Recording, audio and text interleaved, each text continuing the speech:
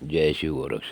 प्रिय श्रोताओं, आप सुन रहे हैं स्कंद पुराण और आज आप सुनेंगे स्कंद पुराण का भाग 26 तथा माहेश्वर खंड का भाग 25।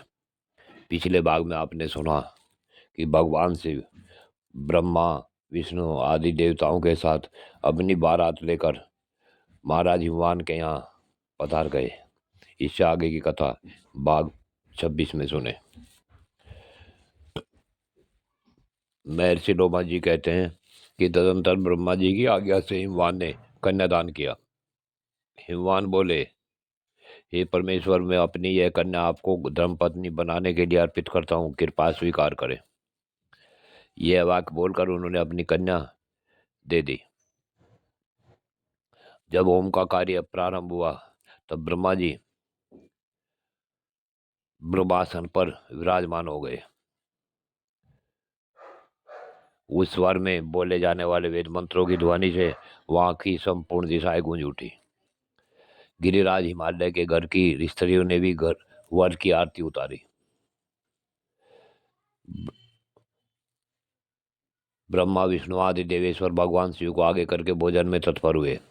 हिमालय ने उन सब का सत्कार किया। उन सब ने एक साथ मिलकर और एक ही स्थान पर पंक्ति लगाकर लिंगी और श्रृंगी के साथ भोजन किया। इस प्रकार वे सब बराती खा पीकर संतुष्ट हुए। उन सब के चित्त में बड़ा हर्ष था। ब्रह्मादि सभी देवता विश्राम करने के लिए अपने अपने डेरों पर गए। अंतिम दिन हिमवान ने उत्साहपूर्ण हृदय से वस्त्र आभूषण और भांति भांति के रत्न भेंट करके देवादिदेव भगवान शिव का पूजन किया। तत्पश्चात वे विष्णु भगवान के पूजन में संलग्न हुए। उन्होंने लक्ष्मी सहित विष्णु का पूजन किया। इसी प्रकार ब्रह्मा जी की, बृहस्पति की और इंद्राणी सहित इंद्र की तथा लोकपालों की भी पृथक पृथक पूजा की। इस प्रकार राजा ने चंडी देवी सहित सभी देवी देवताओं का पूजन किया। यक्ष गंधर्व किन्नर सिद्ध चारण तथा अप्सरा इन सबका बड़ी भांति सत्कार किया। अगले दिन जब बारात लौटे तो हिमवान ने अपने बंधुओं के साथ गंधमादन पर्वत पर तक वर का अनुगमन किया। जिनकी जिह्वा से के अग्रभाग पर सदा भगवान शंकर का 2 अक्षर वाला नाम शिव विराजमान रहता है, वे धन्य है।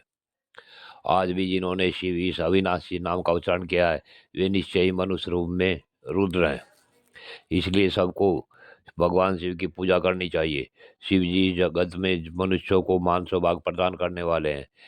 ये एक है, महान है, ज्योतिष स्वरूप है तथा अजन्मा परमेश्वर है।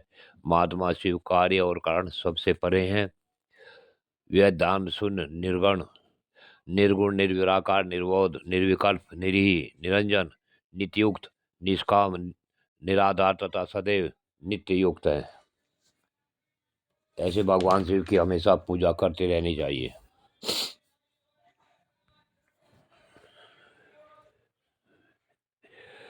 अब भगवान शिव ने गंधमादन पर्वत के एकांत प्रदेश में अत्यंत सुंदर रूप धारण कर पार्वती देवी के साथ रमण करने का विचार किया। फिर वे महाप्रभु पार्वती के साथ महती रति क्रीड़ा में तत्पर हुए। संभोग लीला आरंभ होने पर भगवान शंकर के दूसरे वीर्य से समस्त चराचर जगत नष्ट होने लगा। यह देख ब्रह्मा जी तथा अध्यात्म ज्ञान को प्रकाशित करने वाले भगवान विष्णु ने अग्निदेव को प्रकट किया। दोनों की आज्ञा पाकर अग्नि ने सन्यासी का रूप धारण कर शिव के भवन में प्रवेश किया। वहां आंगन में पहुंचकर वे बैठ गए और बोले, माँ, हाथ ही मेरा पात्र है, इसमें मुझे भिक्षा दो। तब माता पार्वती ने जात वेदा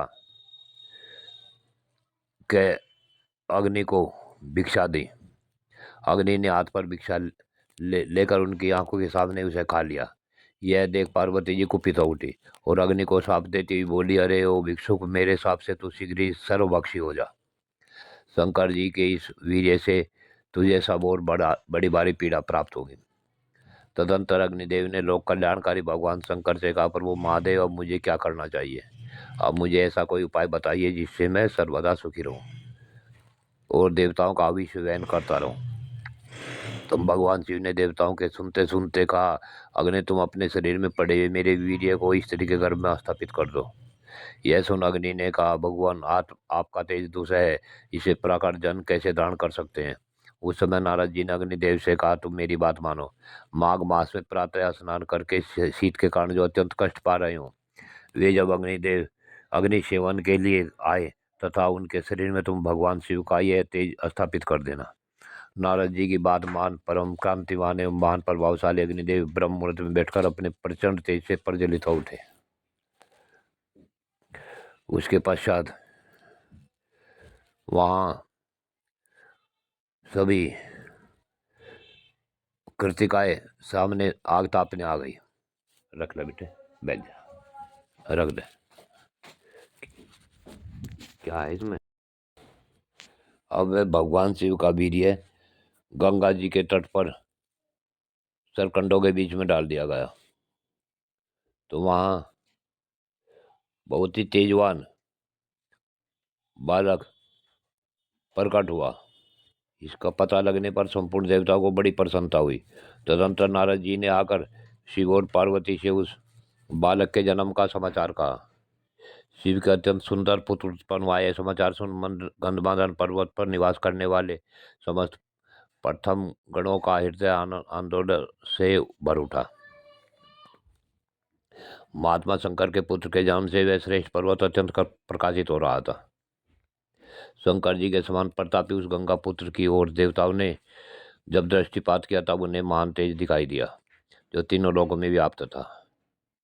सूर्य के समान तेजस्वी उस गंगा कुमार को देखकर संपूर्ण देवताओं ने उसका वंदन किया।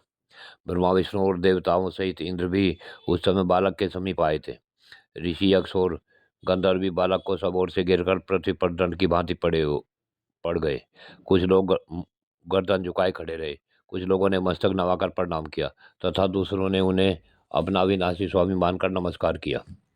गिरिराज गिरिजापति भगवान शंकर भी वहां पहुंचे और पार्वती के साथ शीघ्र ही वृषभ से की पीठ से उतरकर अपने पुत्र को देखा।